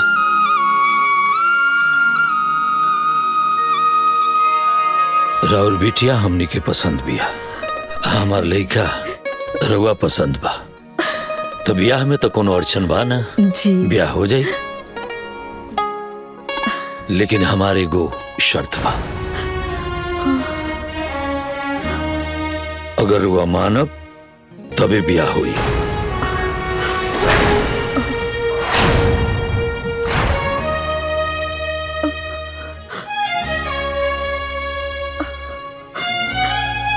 कैसन शर्त? दहेज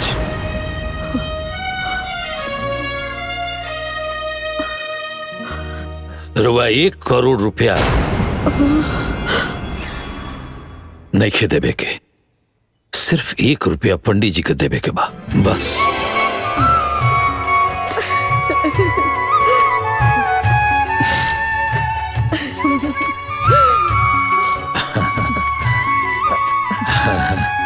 भाई साहब हम अगर अपन बेटी लोगन के कुछ ना दे तो गांवपुर के लोग का कही हैं, और फिर रवो के घरे तो देखे वाला लोग आई हैं। राउर इज्जत के सवाल। रुआ चिंता मत कर, हम पहले ही सारा सामान रुआ घरे पहुंचवा दे, रुआ गांव समाज के दिखा दे, राउरो श्रद्धा रह जाई बस।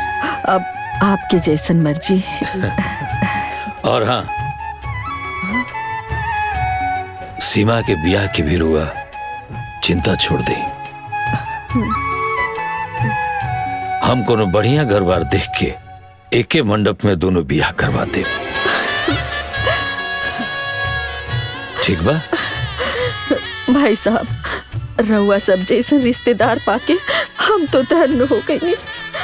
ये सब ना, अरे हमने धन हो गई नी लक्ष्मी जैसन बहुरिया पाके।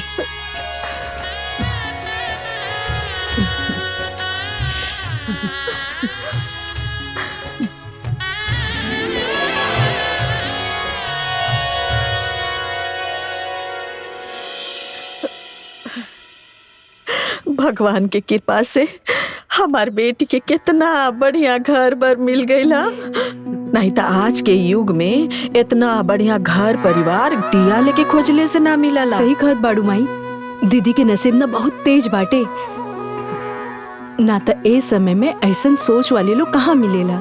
बतावा, दहेज लेवे के बजाय ऊपर से शादी का पूरा खर्चा उठावत बाड़े, और तो ऊपर से हमन के मान सम्मान बढ़ावे खातिर दहेज का पूरा सामानो खरीदत बाटे। सही में माई उन लोग के कोनो जोर नहीं खे। खोजले के बाड़े जे खोजले बाड़े ना ओकरा कोनो जोड़ नहीं खे। ए भाई सुनली हा जोखन के भतीजी सुधा के बियाह बहुत बड़ घर में होके जात बाटे। हाँ भैया हमहू सुनली कि लइकवा तो इंजीनियर बा, इनकर ते भाग खुल गइल बा। वाह का नसीब बा भाई। अरे भैया बहुते बढ़िया भइल बियाह के लेके। बेचारी कितना परेशान रहली है, केहू साथ ना देहलस, नात रिश्तेदार गांवपुर के लोग केहू साथ ना देहलस। देखा भैया जेकर केहू सहारा ना होला ओकर सहारा भगवान होला। अब देखा घर बैठले ऐसन रिश्ता मिल गईल केहू सोचले ना रहल। देखा भैया जौन किस्मत में लिखल बा ना वो होके रही, ओकरा के ना केहू ना मिटा सकेला। वो कहल जाला ना भावे मिट सकेला ना त्रिपुरारी। भाई जी रउआ जब कहत बानी तो रिश्ता निम्मने होखी। अब ए विषय में हम बेसी सोच विचार नाई करे चाहत बाटी। रउआ जैसे कहीं वैसे हम अपने लइकन के बियाह करे खातिर तैयार बानी बस। अरे भाई वो तो ठीक बा, लेकिन एक बार लइको से पूछ ली तो ओकरो पसंद ना पसंद हो सकेला। अरे चाचा जी ऐसन काहे कहत बनी, हमार पसंद का रउआ लोग के पसंद से बढ़ के बा। रउआ लोग बाप चाचा बानी, जौन फैसला करी है वो हमरा के मंजूर बा। बाबूजी सबके तो मंजूर है बा, तो लेने देने की भी बात कर ली। अरे बेटा भगवान के दियल हमरे पास सब कुछ बा, तो हम दहेज लेके अपन हाथ काहे गंदा करी। हमरा के कुछ ना चाहिए। तो ठीक बा, एक ही मंडप में दोनों जना के बियाह हो जाए, लेकिन हमारे को शर्त बा। रउआ शादी में जितना खर्चा करवा ओकर आधा पैसा हम खर्चा करब।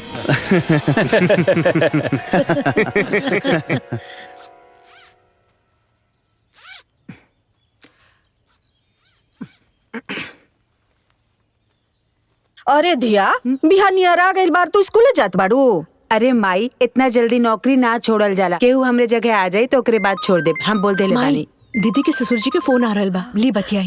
हम का बतियाई तू बतिया। बाबूजी प्रणाम। खुश रह खुश रह। सब बढ़िया बा ना? हाँ बाबूजी सब ठीक बा। तार माई कहाँ बाड़ी? माई एजा बाड़ी। तनी बात करावो। ली बात करी माई, बात करी ना। भाई सब प्रणाम। प्रणाम प्रणाम। कहा तनी कि सीमा बिटिया के ब्याह तय हो गई। बड़ा बढ़िया परिवार बा, सीधा साधा लोग बा, बहुत बड़ मनई बा। लइका डॉक्टर बा, ठीक बा ना? ठीक बा भाई साहब। तो कहा तानी कि दोनों जानी के ब्याह एक ही मड़वा में हो जाए। अब भाई साहब वो सब तो ठीक बा, लेकिन दूधू को ब्याह हम कैसे संभाल पाए? रौरा चिंता मत करी, सब हो जाए। ठीक बा भाई साहब, जैसन राउर इच्छा। प्रणाम। आयो दादा, लो आयो दादा। अरे हमर बिटिया लोग।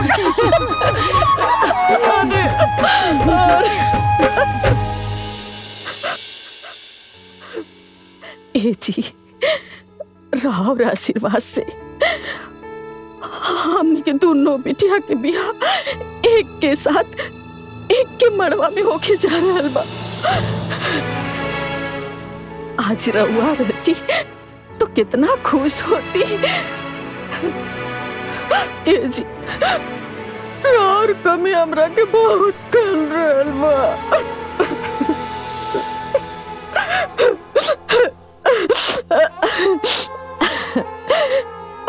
ई देखी दोनों बिटिया के बियाह के कार्ड बा।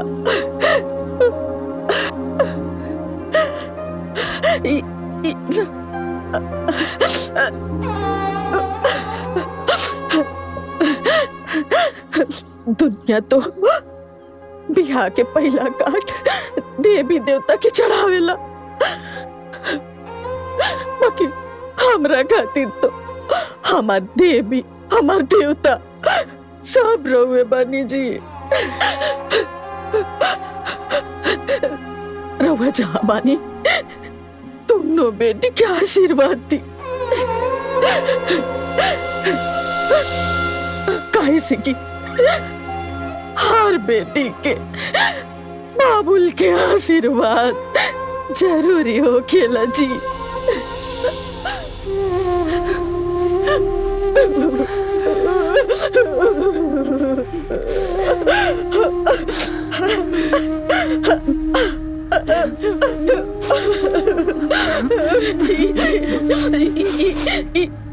दोनों बेटी के आशीर्वाद दीजिए।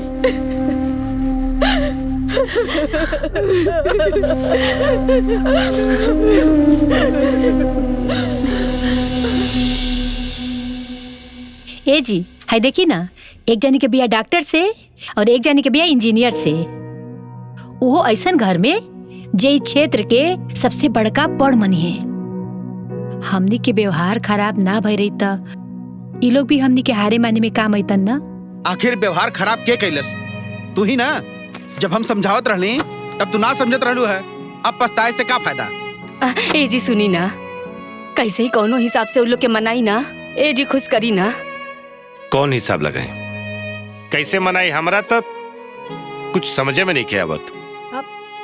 हम बताओ तनी ना, काहे ना 50,000 रुपया दे दियल जाओ, सब खुश हो जाई। हैं? हाँ, ये आइडिया ठीक बा।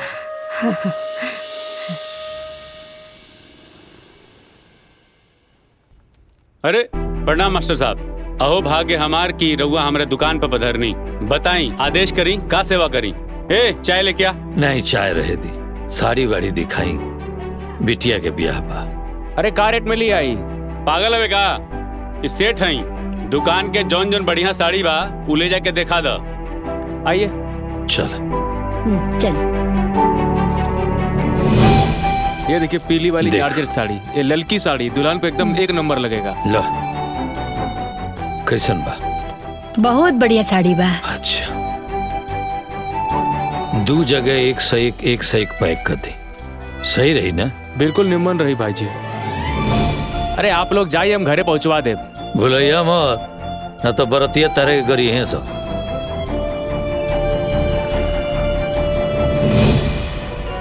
नमस्ते नमस्ते, आई लोग। प्रणाम प्रणाम प्रणाम प्रणाम प्रणाम। ये कैसे? ये 4x6 के है। 6x6 के बा। ये देखिए किंग साइज है।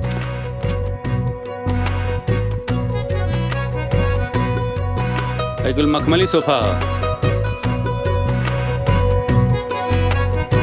अच्छा, सामान तो रुआ के यहाँ सब बढ़िया बा, सब ब्रांडेड बा जी। रुआ के जौन हम लिस्ट देले बनी जी, ओमे जैसे फ्रिज भइल, एसी बा, सोफा सेट बा, तमाम जितना चीज रुआ के लिस्ट में देले बनी ओकरा के रुआ भेजवा दे। हे पता पर। ये तो आपके पता नहीं है, लेकिन यही पता पर भेजवाओ के बा। अच्छा, यही पे भेजवा दे जी। और पेमेंट हो जाए। ठीक बा। चले के। ठीक बा। रउआ के का बनवाएगा? सब कुछ बनवाओ के बा। सब कुछ में मतलब का चाहिए? मतलब नाक के, कान के, बाली, मंगटी का, सिकड़ी, अंगूठी, सब कुछ बनवाओ के बा। अरे भैया, जब बेटा बिहल जाता नहीं तो ज्वेलरी चाहिए ना। अरे सब बन जाए।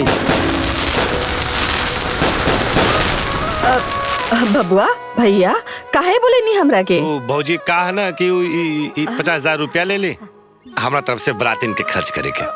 अरे हमारे तरफ से भी 50,000 रुपया भगिनी के ब्याह में। अरे भैया बबुआ, हमरा के इतना पैसा के का जरूरत बा?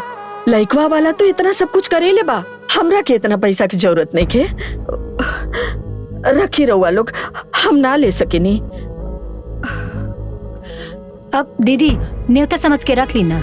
छोटको, न्योता उतना ही लेवे के चाहिए जितना वापस कर सका। और हमार हैसियत नहीं खे कि हम इतना न्योता ले सकी। हमार बेटियन के बिहा धनवान घर में भले भइल बा, बाकी हम ओइसने बानी।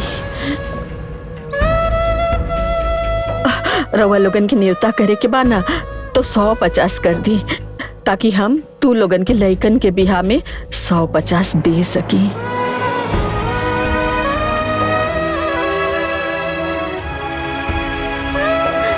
बबुआ भैया रख ली पैसा। बराता गोइल, ए चली जा बराता गोइल। हमार बिटियन के ब्याह होवे जात बा।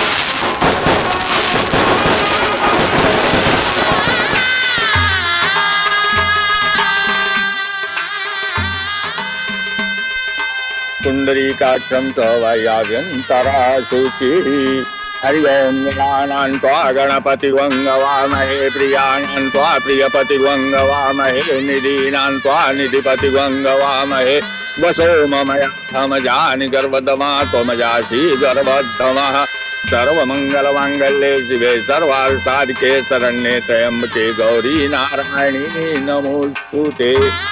कन्या को बुलाइए।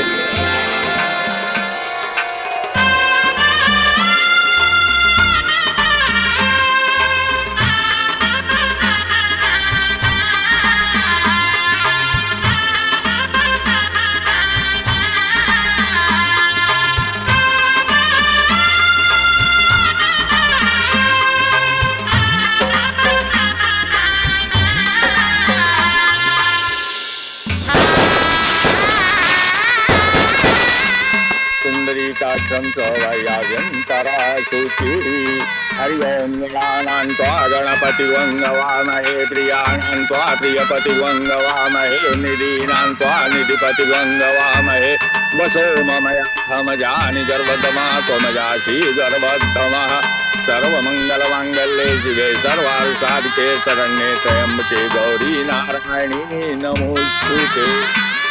हरि ओं गणानां त्वा गणपतिवङ्गवामहे प्रियाणां त्वा प्रियपतिवङ्गवामहे निधीनां त्वा निधिपतिवङ्गवामहे वसो ममयामजानि गर्भदमा त्वमजासि। कन्यादान के लिए भी संपत्ति आ जाइए। कौन करेगा कन्यादान?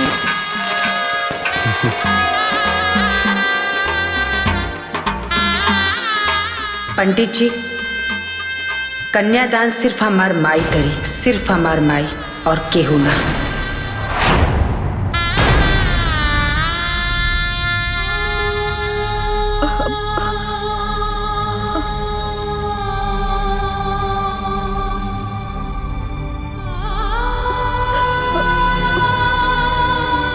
अरे बिटिया, कन्यादान सौभाग्यवती ही कर सकती है। आपकी माँ कैसे कर सकती है? आपके बाबूजी नहीं हैं। लेकिन पंडित जी हमन के दोनों के माई बाबूजी के फर्ज निभा सकेले, माई के प्यार और बाबूजी के दुलार दे सकेले, तो हमन के कन्यादान काहे ना कर सकेले पंडित जी?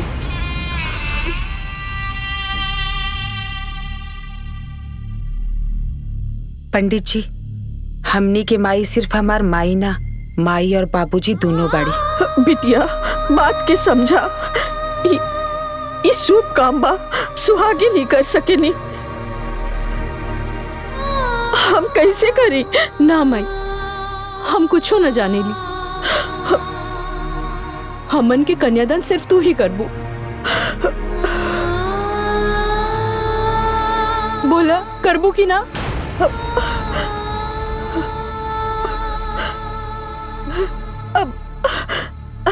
हाँ करब।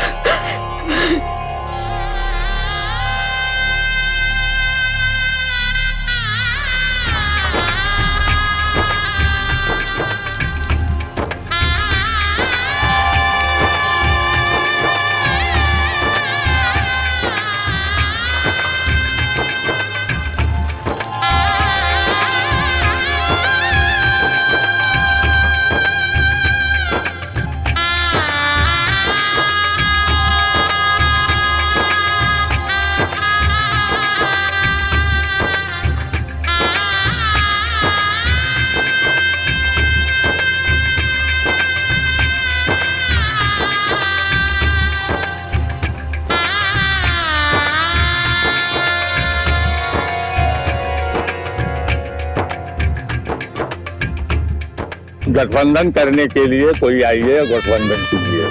आओ हो, एगो तू कह दे, एगो हम कह देता नहीं।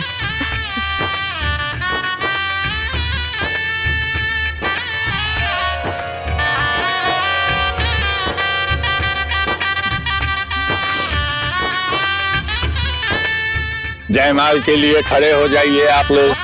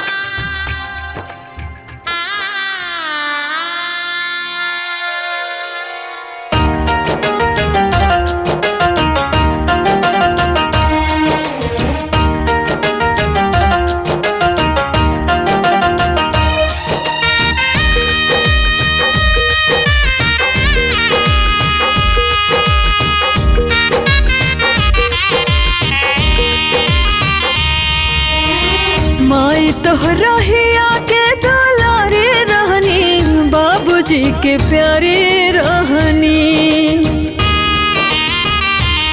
हाँ माई तोहरा ही आके दुलारे रहनी, बाबूजी के प्यारे रहनी। हमके भुला न जाइए रे माई, तोहरो याद माई बड़ी छूटे घर बार अब छूटे अंगना, छूटे अब प्यारी बहिनी। माई तोहरा ही आके दुलारे रहनी, बाबूजी के प्यारी रहनी।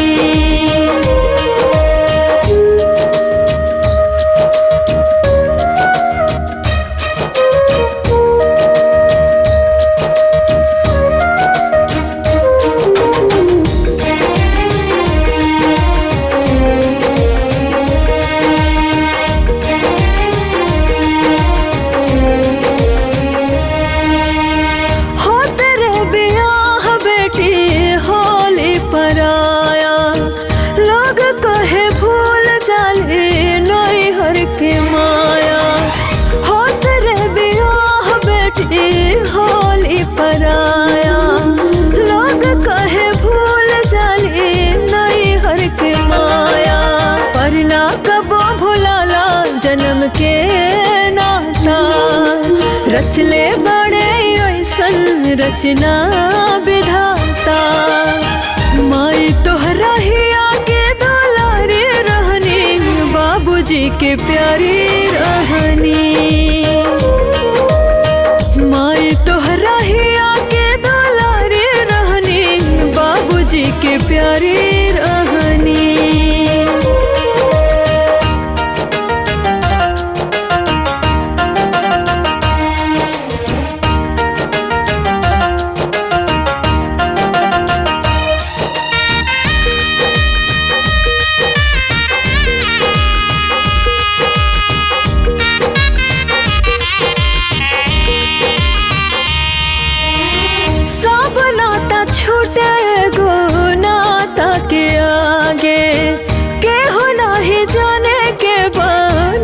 केकरा भागे सब नाता छूटे गो नाता के आगे, केहू नाही जाने के बनल केकरा भागे।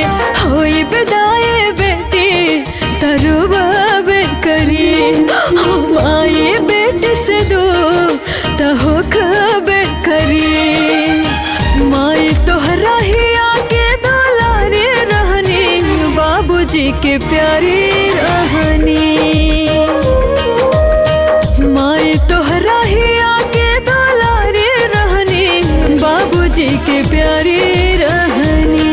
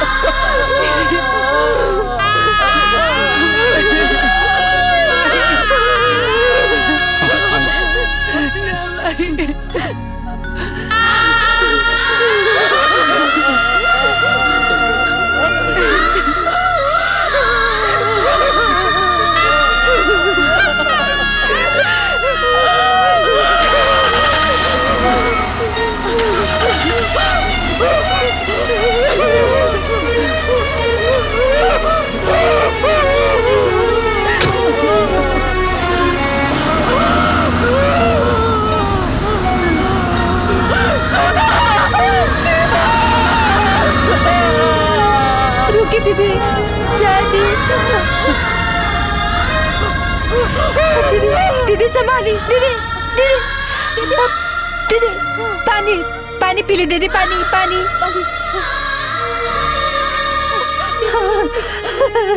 पानी हाँ हाँ हाँ उठी दीदी उठी हाँ दीदी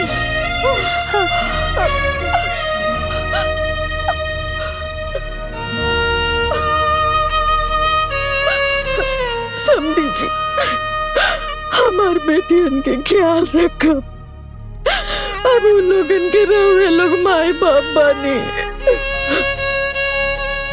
उन लोगन में अब इन बचपन आबा अगर कुछ भूल चूक हो जाए तो उन लोगन के माफ कर दे भाई साहब। कैसन बात करता नहीं रुआ बिल्कुल चिंता मत करी राउर बेटी लो हमनी के बहू हलो और बेटी बहू में हमनी के कोनो फर्क ना करे ले जा।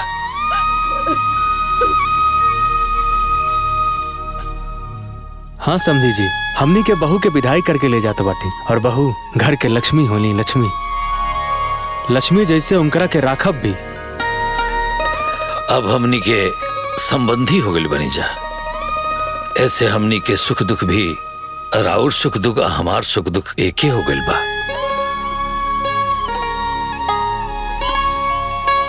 और ब्याह कोनो दूर थोड़े के लिए बनी जब रुआ इच्छा हुई रुआ मिले चली आए चाहे रुआ आदेश करे हम वो लोग के विदा कर दे। हाँ समधिन जी हमनी के संबंध भइल है समझौता ना इस सब के रौरा चिंता छोड़ दी। और हाँ रुआ से हम एगो बात कहे के चाहता नहीं रुआ तैयार है बहुत जल्दी राउरो हम विदाई करा ले।